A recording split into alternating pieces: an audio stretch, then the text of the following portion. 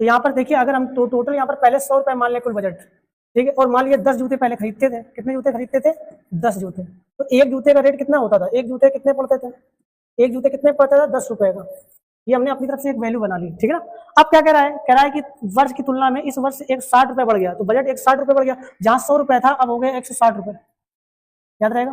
मेरी बात समझे? यदि इस वर्ष जूतों की कीमत में 20% की वृद्धि कर दी, तो जब 20% वृद्धि कर दी तो यहाँ पर देख सकते हैं, जहां पर 10 रुपए का जूता था अब हो गया 12 रुपए का जूता। तो 20% की वृद्धि कर देंगे तो अब जूता कितने का हो गया? 12 रुपए का। याद रहेगा? मेरी बात समझ में आ रही होगी आपको?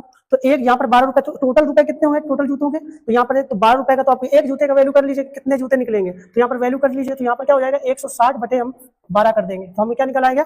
मेरी बात समझे? जूतों की संख्या निकल आएगी। यही पूछ रहा है पहले वह पिछले वर्ष खरीदे गए जूतों की संख्या में कितने प्रतिशत की वृद्धि अधिक हुई। तो यहाँ पर देख सकते हैं, तो ये हो जाएगा 160 बटे 12 जूते।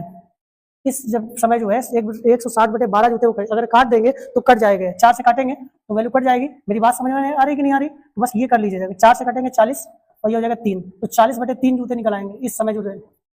मेरी बात समझ में आ रही है कि नहीं आ रही? बस अब आपको करना क्या है कि वो पूछ रहा है वह पिछले वर्ष खरीदे गए जूतों की संख्या से कितने प्रतिशत अधिक है। तो अधिक है तो पहले यहाँ पर पहले जूते कितने खरीदे थे? 10 जूते। अब कितने खरीद रहे हैं? 40 बटे 3 जूते। तो कितने अधिक है? तो अधिक निकाल सकते हैं। तो यहाँ थोड़ा समय वो है, इसको थोड़ा सा हम छोटा कर दें, पीछे ऊपर कर दे रहे हैं, छोटा क्या करेंगे? ऊपर कर दे रहे हैं, ताकि समझ में आ जाए आपको, ठीक है।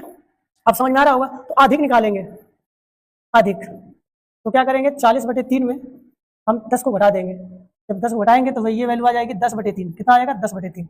याद रहेगा? मेरी बात समझ में आ रही? तो अब अधिक परसेंट निकाल लीजिए, अधिक परसेंटेज। तो 10 बटे 3 किसमें अधिक निकालेंगे? 10 पे, उल्टे 100 स्क्रॉल करेंगे। मेरी बात समझे? तो ये क्या हो जाएगा? तो 100 यहाँ नीचे आ जाएगा, 100 ये, तो 100 बटे 3 आ जाएगा।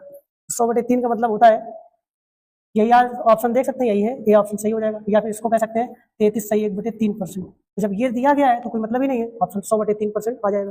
कर सकते हैं। यूपी कांस्टेबल 25 अगस्त 2024 में आया हुआ सवाल है, इतना टफ नहीं है, लेकिन हाँ अच्छे सवाल है ये कह सकते हैं, ठीक है ना। चलिए शुरू करिए।